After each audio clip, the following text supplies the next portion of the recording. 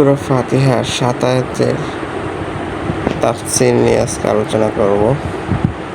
প্রথমে আমরা জানি অর্থের আগে আমরা কিছু কথা বলি। সূরা ফাতিহা কোরআনের প্রথম সূরা, যাকে বলা হয় উম্মুল কিতাব, অর্থাৎ পুরো কোরআনের মূল সারসংক্ষেপ। এই সূরা আমাদের শেখায় কীভাবে আল্লাহর সাথে সম্পর্ক তৈরি করতে হয়, কীভাবে দোয়া করতে হয়, আর জীবনের আসল দিক নির্দেশনা কোথায় পাওয়া যায়। বিসমিল্লাহির রহমানির রহিম। অর্থ: পরম করুণাময়, অসীম দয়ালু আল্লাহর নামে শুরু করছি। আলহামদুলিল্লাহি রাব্বিল আলামিন। সমস্ত প্রশংসা আল্লাহর, যিনি সব জগতের পালনকর্তা। এখানে শেখানো হয়েছে কৃতজ্ঞতা। আমরা প্রায় যা পাইনি সেটার দুঃখ করি, কিন্তু এই আয়াত আমাদের শেখায় যা পেয়েছি তার জন্য আলহামদুলিল্লাহ বলো, কারণ কৃতজ্ঞ হৃদয়ই সুখ ও তৃপ্তি থাকে। আর রহমানির রহিম, তিনি পরম করুণাময়, অসীম দয়ালু। আল্লাহর দয়া সীমাহীন। যখন তুমি পাপ করো তখন তিনি তোমাকে রিজিক দেন, সুযোগ দেন ফেরার। এই দুই গুণ আমাদের শেখায় মানুষের প্রতি দয়া করো, কারণ দয়া আল্লাহর সবচেয়ে প্রিয় গুণ। মালিক ইয়াউমিদ্দিন, বিচার দিনের মালিক তিনি। আমাদের মনে করিয়ে দেয় দুনিয়ার জীবন সাময়িক।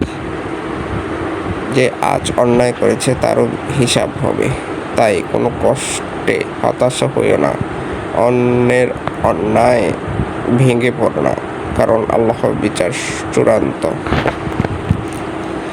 ইয়াকা না'বুদু ওয়া ইয়াকা নাস্তাঈন, আমরা শুধু তোমারই ইবাদত করি এবং তোমারই সাহায্য চাই। এখানে এক ধরনের আত্মসমর্পণ আছে। জীবনের প্রতিটি কাজে আমরা চেষ্টা করব, কিন্তু নির্ভর করব শুধু আল্লাহর উপর, কারণ মানুষ চায় কিন্তু আল্লাহই দেয়। ইহদিনাস সিরাতাল মুস্তাকিম, আমাদেরকে সরল পথ দেখাও। এই দোয়া হলো জীবনের সবচেয়ে গুরুত্বপূর্ণ দোয়া। যখন পথ হারিয়ে ফেলো, তখন বুঝতে পারছো না কি সঠিক, তখন বলো ইহদিনাস সিরাতাল মুস্তাকিম, আল্লাহ পথ দেখান, কিন্তু যারা খুঁজে বেড়ায় শুধু তাদেরই। সিরাতাল্লাযীনা আন'আমতা আলাইহিম গায়রিল মাগদুবি আলাইহিম ওয়ালাদ-দাল্লিন, যাদের প্রতি তুমি অনুগ্রহ করেছ তাদের পথ দেখাও, যারা গুনাহগার রয়েছে বা তোমার রোশানলে পড়েছে তাদের পথ নয়। আমরা আল্লাহর কাছে দোয়া করি যেন তিনি আমাদেরকে নবী, রাসূল, সৎ মানুষদের পথ দেখান, কারণ দুনিয়ার পথ অনেক, কিন্তু জান্নাতের পথ একটাই।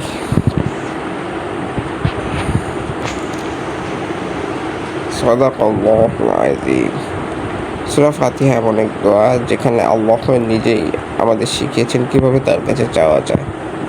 যদি প্রতিদিন মন থেকে এই সূরাটি পড়ো, বিশ্বাস করো তোমার জীবন, মন ও নিয়ত তিনটাতেই আসবে শান্তি ও পরিবর্তন। ধন্যবাদ। লাইভ পোস্ট চ্যানেলটি সাবস্ক্রাইব করতে ভুলবেন না।